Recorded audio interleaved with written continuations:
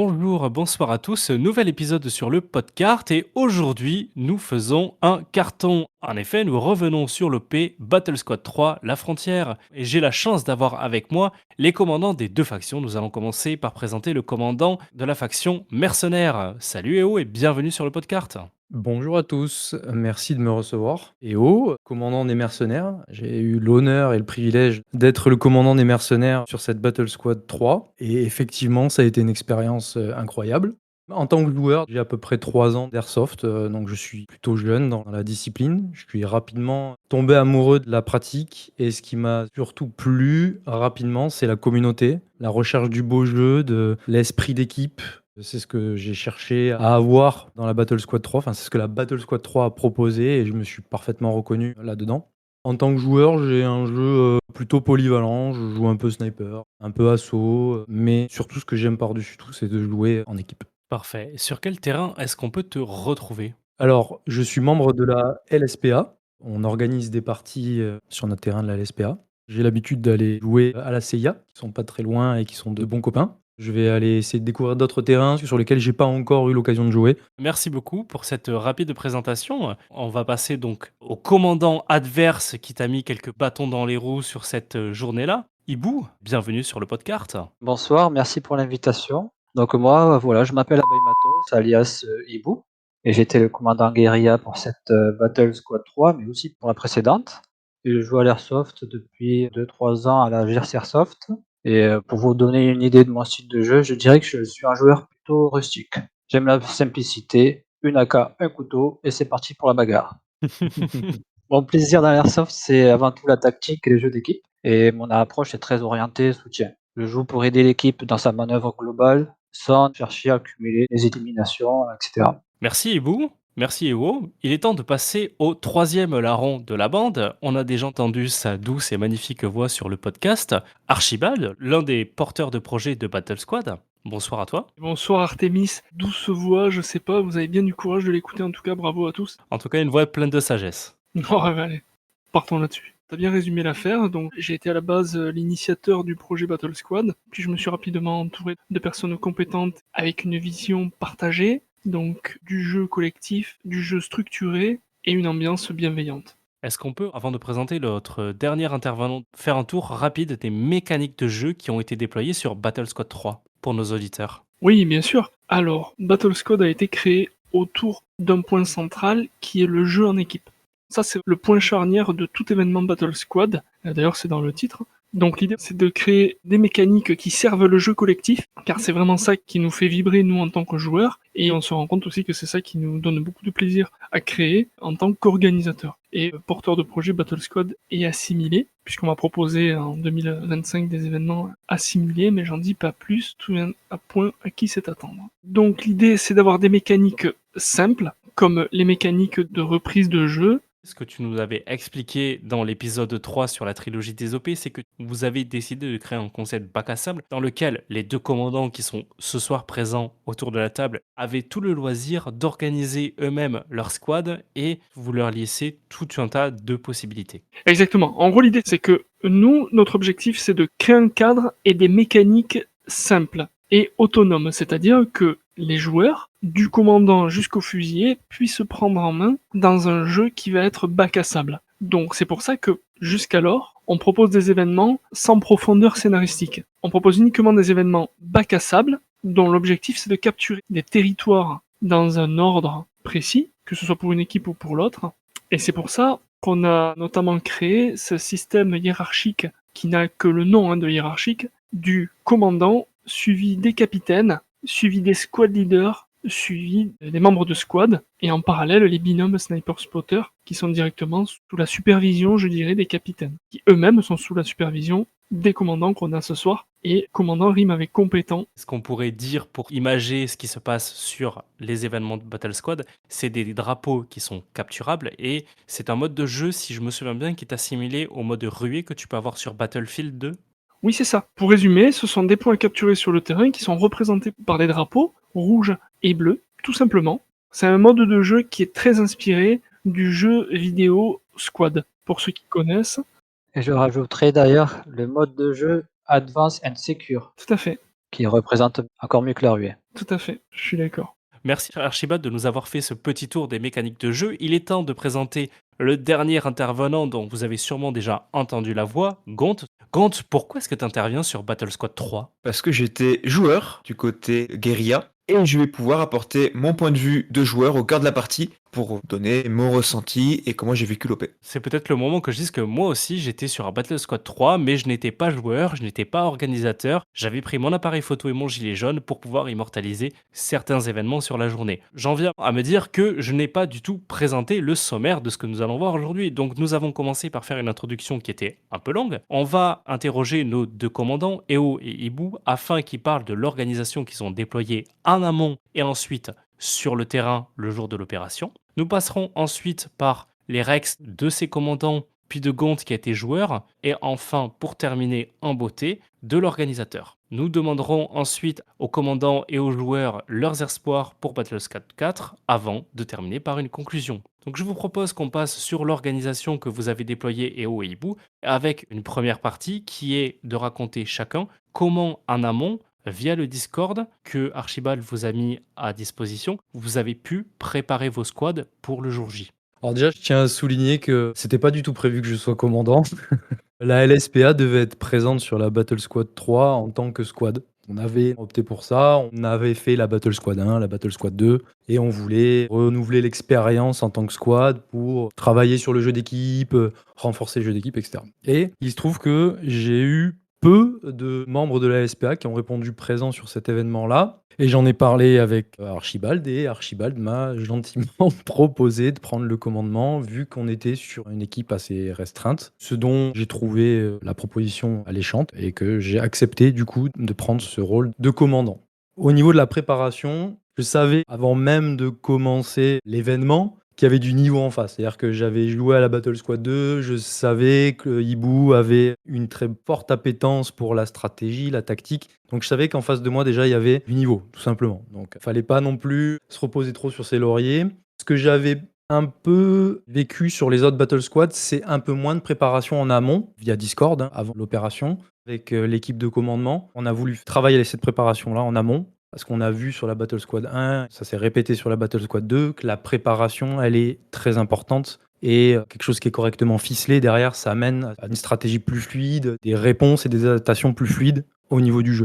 Donc, on a fait une première réunion avec l'équipe de commandement sans les squad leaders, uniquement interne entre nous, pour voir déjà comment on allait s'organiser au niveau de la squad de commandement. Et puis, on a mis en place 4 réunions avec les squad leaders où on a présenté des ébauches de stratégies. Nous, on avait comme mission de préparer des stratégies autour de 3 phases. Et donc, à chacune de ces réunions, on a avancé sur chacune de ces phases. Donc, la première réunion sur la phase 1, puis la deuxième réunion sur la phase 2, etc.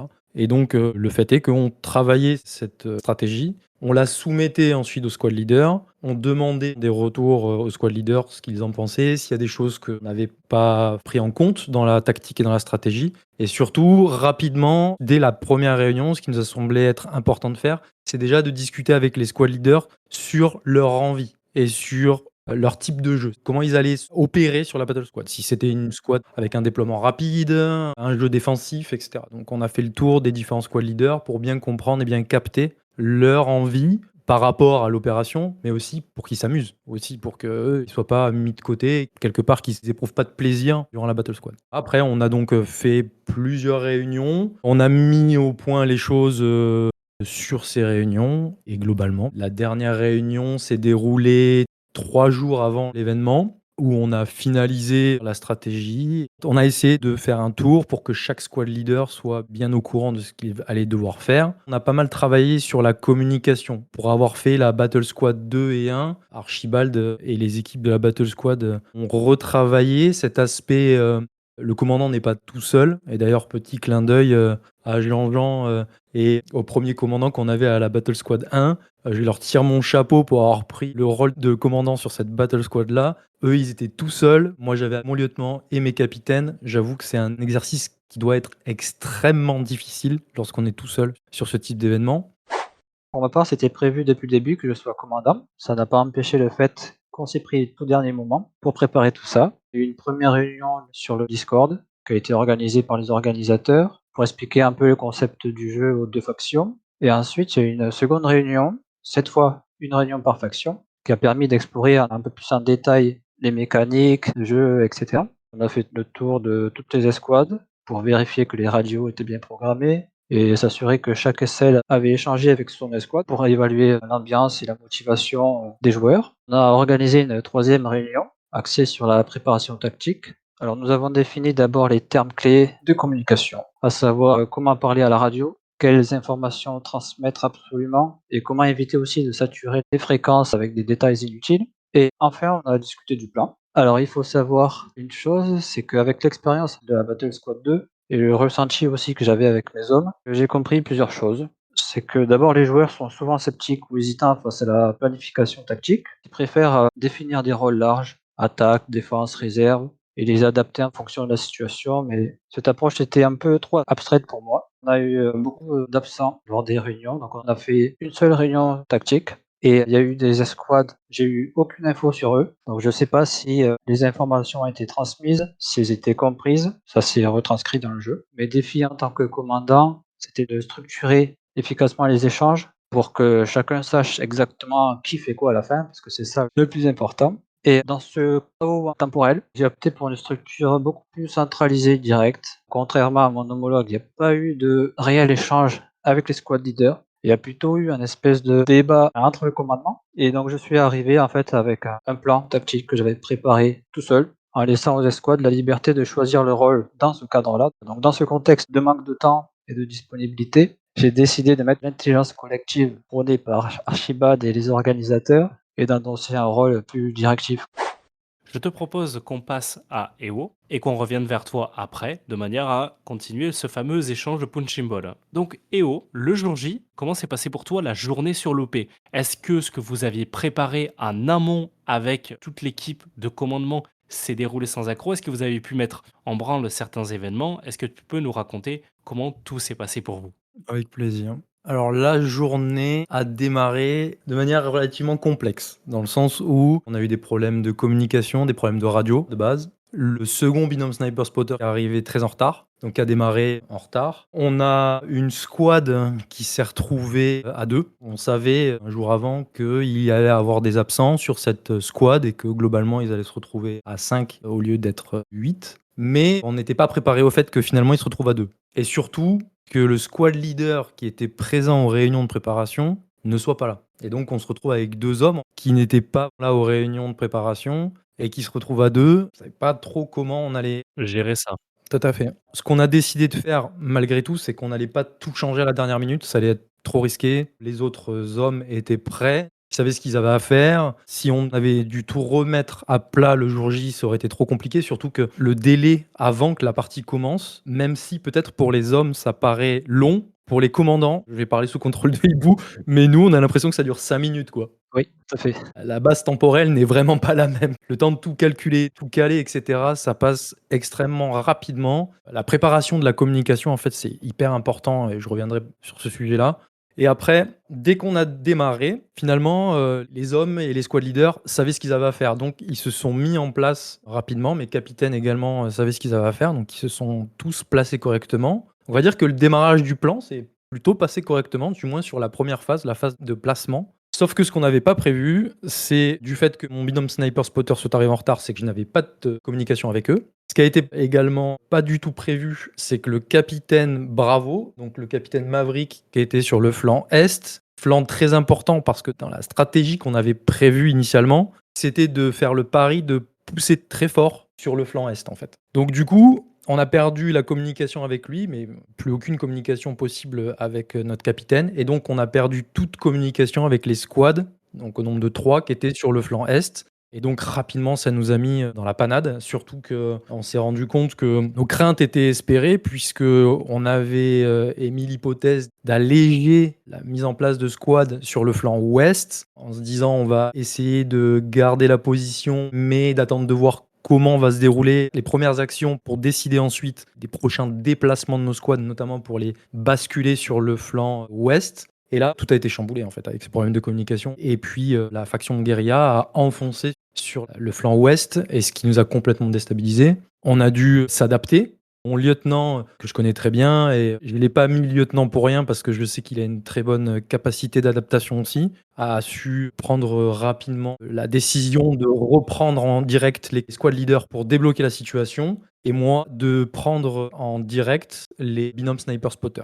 Et c'est assez étrange parce que moi j'ai croisé qu'un seul, binôme, sniper spotter sur toute la journée qui était, Panchoa et Vidaris. Alors l'autre binôme sniper spotter était très novice en fait, hein. Il démarrait, c'était la première battle squad, ils découvraient le principe, ils ont assisté à la dernière réunion de préparation, ils découvraient l'événement et ils étaient novices sur l'opération donc et le fait d'avoir 0 communication avec eux, ils se sont souvent retrouvés livrés à eux-mêmes Mmh. et finalement très souvent, éliminés de la partie. Alors c'est marrant parce qu'on m'a reporté souvent des snipers que j'ai posés sur la carte avec des petits points d'interrogation et finalement je me suis retrouvé avec 5 snipers sur la carte et je savais pas où étaient les bons et c'est assez exceptionnel. Bah, qu'est-ce que tu veux, ils étaient bons. Bah oui, c'est le but. Si je dois rapidement finir sur la fin de matinée a été très dure. La pression, de la guérilla a été omniprésente, quoi. C'était extrêmement difficile de maintenir les positions, de relever la tête, tout simplement, suite aux premiers problèmes qu'on a vécus et qui se sont accumulés au fur et à mesure, puisque le problème de communication, ça a été qu'un premier problème qui a ensuite, Engendrer un deuxième.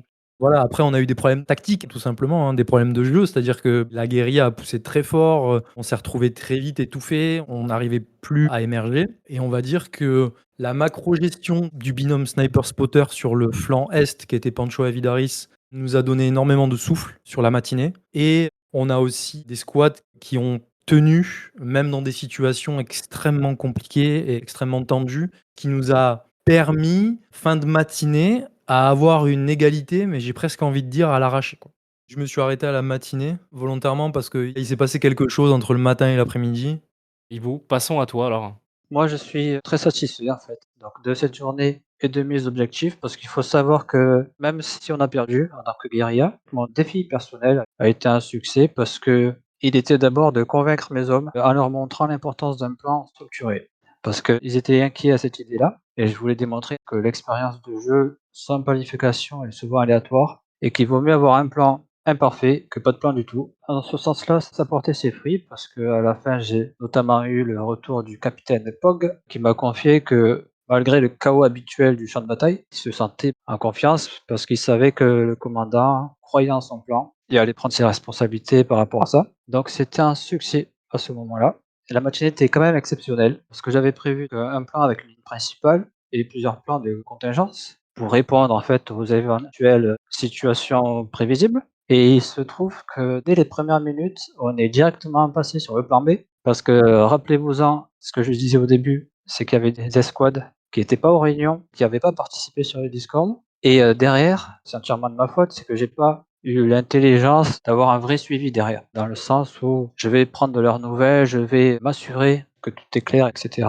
Donc je me suis retrouvé avec une escouade qui est partie à l'opposé, dans le bataillon où elle devait pas être. Du coup, plan B, on réoriente la colonne d'assaut qu'on avait préparée pour aller faire un gros push sur l'ouest, dans la trouée, à l'opposé des mercenaires. La stratégie de base, c'était de mettre tous les efforts sur le pont ouest, donc qui s'appelait la trouée, qui était dans un espèce de couloir étroit de 40 mètres, de mettre le rallye à côté, comme ça nous fait un flux important de squads qui se démoralisent et qui reviennent en jeu rapidement, et de préparer une grosse colonne d'assaut là. Finalement, le plan B a retourné la situation et on a préparé la colonne d'assaut plutôt vers le nord-est de la carte, donc là où il y avait le gros des troupes mercenaires. Je suis plutôt satisfait parce qu'on avait une bonne position toute la matinée, même jusqu'à 15 heures, on avait les deux drapeaux.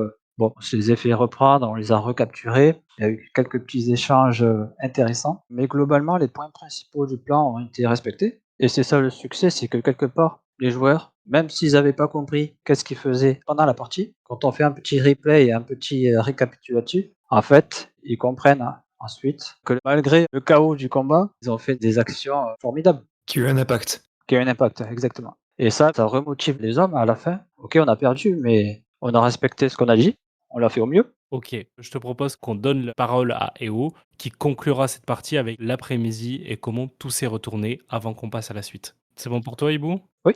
En fin de matinée, c'était compliqué. La guérilla était quasiment sur le point Bravo, donc c'était le 2e drapeau, on va dire, avant la partie commandement, donc ils étaient bien implantés ici. On subissait des assauts constants. C'était très compliqué, on était dans une situation compliquée et je voyais des escouades qui revenaient, qui étaient, démoralisées. Clairement, le moral était pas bon. Au moment de la pause, repas, j'ai ramené tous les squad leaders et tous les hommes, sous la tente du commandement et je leur ai fait une sorte de briefing, pour les remotiver, en fait. Je pensais pas l'impact que pouvait avoir ce genre de discours auprès des hommes. Je me suis jamais retrouvé dans une situation comme ça, en fait, et ce petit discours qui a duré peut-être 5-10 minutes pour leur dire: «Baissez pas les bras, regardez, on tient bon, on est à égalité, à midi, même si vous subissez la pression, tout est encore possible, on peut changer la donne» et cetera. Ça a eu un impact qui a été palpable dans l'après-midi. Les hommes ont eu un relan de motivation l'après-midi. Donc nous, notre devoir vis-à-vis de ça, il suffisait pas juste de relancer la machine et dire aux gars, «Bon les mecs, rien n'est perdu, c'est bon, on va le faire». Il faut aussi à un moment donné être, cohérent et de reprendre aussi un peu les choses à plat et de se dire: «Bon, comment on va reprendre le dessus par rapport à cette situation qui est tendue?» Donc ce qu'on a fait, c'est qu'on a déjeuné avec mon lieutenant et on a pris, 25 minutes avant la reprise de la partie pour réfléchir à un plan pour, retourner un peu la situation et avec mes petits Lego que vous avez pu prendre en photo. Donc on a essayé plusieurs choses et puis, à un moment donné, j'ai proposé à mon lieutenant en lui disant: «Voilà, écoute, qu'on va prendre le capitaine Bravo, on va le réintégrer dans l'escouade India qui était la fameuse escouade de 2, donc de la transformer en squad de 3 et on va les requalifier en squad d'infiltration. Eux, on va leur faire un jeu d'infiltration et on va les déplacer non pas sur des zones de front, mais avec des missions bien précises pour chercher à déstabiliser l'adversaire et à retourner la vapeur». Mon lieutenant était sceptique sur l'idée et le plan tenait aussi sur le fait qu'il fallait réussir à dégager une sorte de trajectoire pour leur permettre de passer par le flanc est, mais en longeant la maison jusqu'au sud, et ensuite de remonter dans la trouée, dans ce goulot d'étranglement de 40 mètres carrés, dans le dos de la guérilla, pour essayer de les déstabiliser et de les prendre par surprise. Et l'autre mission qu'avait cette squad aussi, la plus importante, et ce qui, d'après moi, fait grandement pencher la balance, c'est de tomber l'hôpital de campagne. Mmh. Et ça a été un succès puisqu'ils sont tombés sur l'hôpital de campagne et après on a fait intervenir cette squad qui est arrivée, dans le dos, par la trouée sur la squad guérilla, en appui avec une squad qui les suivait de pas très loin et donc ça a eu un impact très fort. Ça a grandement déstabilisé, je pense, la faction des guérillas qui s'est retrouvée à avoir pas mal de squads qui étaient coincés entre la trouée et le point Bravo. Vous comprendrez que c'est entre chez nous et la trouée. Il y a pas mal de monde qui a été perdu ici. Ils n'ont pas pu revenir sur l'hôpital de campagne. Le retour au QG nous a laissé suffisamment d'air après pour déclencher ce que nous, on a appelé avec mon lieutenant l'attaque Blitzkrieg, c'est-à-dire de faire une attaque éclair sur les points Echo et Foxtrot. L'après-midi, les communications ont été plutôt fluides, les hommes étaient motivés et ça s'est vraiment fait sentir dans la fluidité du jeu, dans le beau jeu, etc. Il y a eu un regain de motivation et ça a vraiment tout fluidifié derrière et ça a provoqué qu'on remporte cette Battle Squad qui n'était clairement pas bien partie au début de la journée, en fin de matinée. Comme quoi, comme dans tous les films américains qu'on peut voir au cinéma, un discours peut avoir d'énormes influences positives sur le moral des gens. J'y croyais pas trop moi à ça et je me ravise maintenant et je crois finalement à ça. Un discours peut remobiliser les gens. Un discours et le charisme du commandant. Ouais, ça, je sais pas, mais en tout cas, essayer de capter cette démoralisation qui était palpable, du moins moi je l'ai ressenti. On prenait très cher, hein, on se faisait attaquer de partout, c'était compliqué. Sur le front, je pense que Gant pourra en parler, mais là où il y avait les échanges le plus tenaces, t'avais deux escouades guérilla qui étaient Anatole, donc ceux vêtus Ouais. en Seconde Guerre mondiale, et là Gers Airsoft qui sont des vrais sangliers et qui, eux, adorent le contact et partir à fond dessus. Ça s'est fait ressentir, hein. Clairement, la team Anatole et la team Jasarsoft, on a vu le côté très agressif du jeu et ça s'est fait ressentir. D'ailleurs, je veux rebondir sur un point. Votre infiltration a été exceptionnelle. Pendant un certain moment, j'ai pas compris ce qui se passait. J'ai eu une espèce d'ascenseur émotionnel et au moment où j'ai compris, dans ma tête, c'était tout perdu, hein. Et c'est un peu ce côté-là du moral et de l'émotionnel que tu abordais. C'est qu'au fond, en fait, l'art de l'affrontement, c'est pas seulement d'infliger des pertes sur le champ de bataille, c'est surtout de mettre l'adversaire en état émotionnel, tel qu'il finit par lâcher prise. Comme aux échecs, où la majorité des parties professionnelles se terminent par un abandon. Et ça, je l'ai vraiment vécu, notamment quand j'ai compris que je suis rentré dans le piège. Là, je vois du côté du verger le bataillon de Pog qui fait une espèce de contre-attaque. Je le vois de la position, il reprend des distances et je me dis, «On est en train de le repousser», mais fait exprès en fait. Il nous a aspirés dans ce piège pour me permettre l'infiltration et qui a très bien réussi et donc je m'en suis pas remis. Pour rebondir sur ce que disait Ibu, j'étais sur RS Alpha à ce moment-là quand la squad mercenaire a réussi à se faufiler côté ouest pour reprendre tout l'est par derrière. Quand j'ai vu ça sur RS Alpha, j'ai serré les dents et là, si les gars se débrouillent bien, ça va être très compliqué. Et on en a reparlé avec Pog, qui était donc capitaine côté guérilla, et il m'a dit ça s'est joué à 45 secondes. Il se rappelle exactement du moment où ils sont passés. Et en fait, il était en train de déployer son dispositif en ligne pour que justement il n'y ait rien qui passe. Et le temps que son dispositif se déploie, qui était déjà pas trop mal déployé, mais juste le temps qu'il se déploie pour combler tous les trous, il s'est passé 45 secondes et c'est là que la squad mercenaire dont j'ai oublié le nom est passée et a réussi à faire le tour et à engager le flanc ouest sur ces 6 heures. Si tu veux rire, c'est aussi à ce moment-là où j'étais à côté de toi Ah. et où tu m'as dit attention, regarde sur RS Alpha, il y a ça qui va se passer. J'ai couru, j'ai fait courir Kurma et Red Hot comme des dératés pour qu'on puisse prendre les photos de ce contournement et de tout l'affrontement qui était en train de se mettre en place. Ah ben voilà, On avait des moyens de répondre en plus, hein, mais on n'était pas dans le bon timing. complètement. Et ça, Pog, il l'a gardé un peu en travers aussi. Amicalement, hein, aimablement. Mais c'est vrai qu'à chaque fois, il m'en parle, il dit putain, tu te rends compte, 45 secondes. Et vos retours sont super intéressants. Merci. Je vous laisse terminer votre conclusion personnelle avant de passer à Gont. Le rôle de commandant est une grande responsabilité. On est responsable du plaisir des joueurs sur le terrain, entre guillemets, parce que si on fait n'importe quoi, ça peut arriver que certains joueurs s'ennuient ou certains ont exprimé des fois un manque de sens sur les ordres, etc.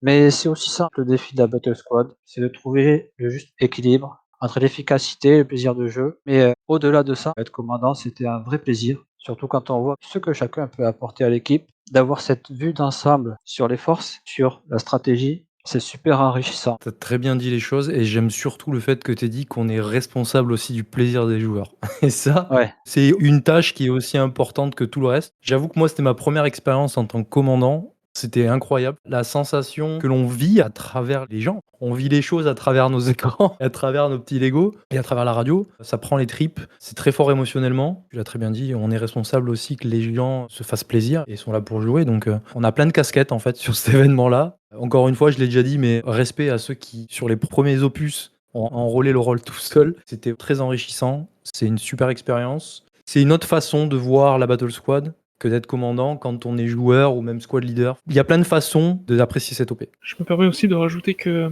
à titre personnel, en tant qu'orga, force est d'admettre que vous avez fait un travail qui était vraiment exceptionnel, aussi bien sur le plan tactique que sur le plan préparation, mais aussi et surtout, parce que c'est vrai que c'est quand même un paramètre qui me touche beaucoup, c'est sur le plan humain. Je vous ai trouvé hyper investi, hyper à l'écoute de vos squad leaders, de vos joueurs. C'était vraiment très très cool de voir ça. Et je rajouterai un détail là où vous avez brillé, c'est sur le fait que, en tant que joueur de l'OP, au final, vous pouvez que proposer aux joueurs. Vous pouvez pas ordonner, en fait. Puisqu'on est là pour s'amuser, on n'est pas payé, donc. Ouais. Et je trouve que vous avez été très fin sur la façon dont vous avez pris votre rôle, et ça a apporté ses fruits, que ce soit des deux côtés. Les gars et les filles étaient ravis du jeu et de la façon dont ils étaient encadrés. Bravo à vous sur tous ces points-là, et pour moi, c'était une expérience très riche et très enrichissante que de partager cet événement avec vous. Ça m'a beaucoup touché, ça m'a fait très plaisir. Donc merci à vous. Merci à toi. Merci. Gont, il va être temps que tu parles avant qu'on redonne la parole à Archibald. Comment toi est-ce que tu as vécu l'OP, hormis le moment où tu as gueulé pour l'empereur? Préparation, j'étais absolument pas dedans, étant un simple troufion, j'ai pas suivi, je faisais qu'exécuter les ordres, je réfléchis pas. Pour parler de la journée en elle-même, le début, comme on l'a dit, côté guérilla, ça s'est très bien passé. On est vite arrivé, nous, squad GRC Airsoft, sur la zone où on devait être. Après, j'ai pas beaucoup d'étés donné vu que j'avais le nez dans ma batteuse absolument toute la matinée. À part qu'apparemment, ça a fait un carnage chez les rangs adverses, il y a eu de très belles actions des deux côtés. Les rushs qu'on a pu faire avec l'Anatole étaient très sympas, et les moments de défense aussi. Une fois qu'on est arrivé à notre position la plus avancée, donc à côté du deuxième point, côté mercenaire, on a eu la pause bouffe. Donc là, on était bien en position. La squad GRC Airsoft a vraiment un très bon coin pour tenir la ligne et permettre de push. Et au retour de la bouffe, il y a eu un couac. On n'a pas compris. On revenait de s'installer, on était à nos positions. Donc on attendait d'avoir le top départ. Et on voit une escouade mercenaire qui s'approche dans la lisière entre le bois et le petit chemin qui va remonter vers, entre guillemets, la route principale qui coupe le terrain en deux. On les voit qui avancent, qui se mettent en position, alors que nous, on n'avait jamais reçu le top départ de l'après-midi. Et je vois un gars qui me met en joue, qui commence à me tirer dessus. Je regarde moi ça, et je me dis, mais il se passe quoi? On a eu le top départ, lui sait pas. Donc moi, forcément, j'arrose avec la batteuse, hein, j'ai pas réfléchi. Et il y a eu ce moment de confusion où on était pris complètement au dépourvu de est-ce que ça joue, est-ce que ça joue pas, et on a bien perdu quelques secondes à se faire enfoncer par une squad, alors que dans le temps normal, s'il n'y a pas eu cette confusion, je pense qu'on aurait pu tenir la ligne. Et c'est là où, de notre point de vue à nous, ça a commencé à partir en sucette, parce qu'à partir de là, on avait des ordres contradictoires qui venaient d'en haut, qui n'étaient pas cohérents avec ce qu'on nous on vivait sur le terrain, mais qui étaient normal parce qu'on n'avait pas de vue d'ensemble. Et on s'est fait petit à petit repousser, pris par derrière, et à partir de là, on a, nous, Squadgers, passé quasiment toute l'après-midi à être un peu dégoûtés, parce qu'on n'a rien compris à ce qui s'est passé, on était envoyé à droite, à gauche, sans cohérence, sans impact réel. C'était on allait quelque part, on se faisait arrêter par l'ennemi au lieu de leur rentrer dedans et d'avancer. C'était bah non, en fait les gars, restez là ou reculez, allez rejoindre d'autres gars, mais laissez-leur de terrain. Et le seul moment où on a pu reprendre la bonne progression et avoir le fun qu'on connaissait, c'était à la toute fin où on a pu push comme des gros malades et avancer jusqu'au saloon et dégommer les derniers gars de l'escouade mercenaire qui étaient encore en vie. J'ai entendu ce retour-là, et c'est vrai que pour les reprises de jeu, ma stratégie c'était de donner l'info au commandant, qui ensuite la faisait ruisseler sur les capitaines, puis eux-mêmes sur les squad leaders, et puis eux-mêmes sur leur squad. C'est la théorie du ruissellement. Ça souligne une chose qui est importante, qui est que sur le terrain, on a constaté du côté Orga, toute la journée, des problèmes de radio. Pourtant, on avait, moi-même, sur ma radio en tant qu'Orga, radio que j'ai testée 1000 fois et qui est passée 1000 fois, ma radio avait du mal à passer, j'avais du mal à communiquer avec certains participants. Et donc c'est ce que j'appelle les points chaotiques, c'est-à-dire que sur l'organisation d'un événement, on a toujours des points comme ça qui apparaissent, des points chaotiques qui font pas du tout partie du planning. C'est pour ça que j'essaye toujours, en tant qu'orga, de me laisser de la marge de manœuvre, c'est-à-dire de ne pas me surcharger de tâches pour pouvoir gérer les points chaotiques. Et ça en faisait partie. Il y en a eu d'autres, hein, mais cela en faisait partie. On a atteint des objectifs avec cet événement qu'on visait, donc notamment l'implémentation des capitaines. On s'est rendu compte que l'objectif était atteint, puisque le rôle visant à délester les commandants de charge mentale a fonctionné, et tant mieux, parce que comme le disaient nos camarades commandants, bah c'est vrai que les commandants des 2 premiers opus, je vous assure que franchement ils bossaient, ils auraient mérité un salaire, c'était un travail qu'ils faisaient. Et d'ailleurs, en en parlant avec Jean-Jean et Hibou, ils nous expliquaient que sur Battle Squad 2, une fois que l'OP avait démarré, ils avaient pas le temps d'aller faire pipi. Ils attendaient midi pour pouvoir aller faire pipi, donc c'est vraiment des conditions effroyables Battle Squad, je vous le dis. Hein. J'ai même pas mangé, je crois. C'était l'esclavagisme. C'est clair, c'est pire que certaines conditions de travail dans d'autres pays. Bon, il y a des objectifs qu'on n'a pas forcément atteints. En revanche, ça nous a ouvert des perspectives sur des pistes d'amélioration. Et ça, c'est en soi super intéressant. Entre autres choses, on a fait sauter le post-chronie. Et d'ailleurs, je le dis ici, j'ai fait quelques passages de chronie sur le terrain, des contrôles inopinés pour contrôler des puissances aléatoires sur le terrain. Et tous les contrôles que j'ai faits étaient dans les clous. Donc ça, par exemple, c'est un pari gagné. On a gagné le matin énormément de temps à faire passer 90 personnes en chronie. Cependant, on avait sous-estimé le temps dont avaient besoin les commandants pour correctement accorder leur équipe avant de démarrer, comme l'a dit tout à l'heure Rio. Donc on n'a pas pu démarrer précisément à l'heure qu'on avait prévu. C'est pas grave, il n'y a pas de problème. Mais pour nous, ça c'est des pistes d'amélioration. On réfléchit en ce sens pour atteindre l'objectif de offrir plus de temps de jeu sur la journée que de temps d'administratif, qui est pas très intéressant. En tant qu'anecdote personnelle, je me suis retrouvé à un moment donné dans ce qu'on appelle la trouée sur le terrain, donc c'est un passage assez étroit à l'ouest du terrain, et j'ai pu assister à des phases d'airsoft incroyables. Vraiment les plus belles phases d'airsoft que j'ai vues, et je pratique depuis assez longtemps maintenant, mais c'était incroyable. Des 2 côtés. J'ai pu voir les mercenaires enfoncer la ligne des guérillas, et les guérillas se rassembler, se reconstituer, et réenfoncer cette ligne de mercenaires pour gagner à chaque fois 10-15 mètres. Et c'était vraiment des combats farouches, menés par les capitaines, menés par les squad leaders. C'était vraiment des phases super chouettes à voir et à vivre. C'était hyper immersif, et en tant qu'organisateur, c'était vraiment De toute beauté. de toute beauté. Puis c'était un point de réussite de voir ça. Parce que c'est exactement ce genre d'action qu'on imagine créer avec ces événements. Ça nous a comblé de bonheur. Je propose d'arrêter cette partie sur ces mots-là parce qu'ils sont magnifiques. Chers commandants, chers joueurs, chers organisateurs, qu'est-ce que vous espérez voir ou vivre lors de Battle Squad 4 ? Et les commandants, est-ce que surtout vous êtes chaud pour rempiler sur cette fonction ? Moi, je suis archi partant de faire la Battle Squad 4. 5, 6, 7, 8, 9 jusqu'à la fin, c'est ça ? C'est ça, j'étais là depuis le début et je continuerai à suivre cet événement. Ce que j'attendrai des prochaines Battle Squad, c'est d'avoir d'autres modes de jeu, tout en restant dans le concept et les mécaniques du jeu, c'est le principe du bac à sable, proposer d'autres conditions de victoire pour varier les plaisirs. Nous t'avons entendu.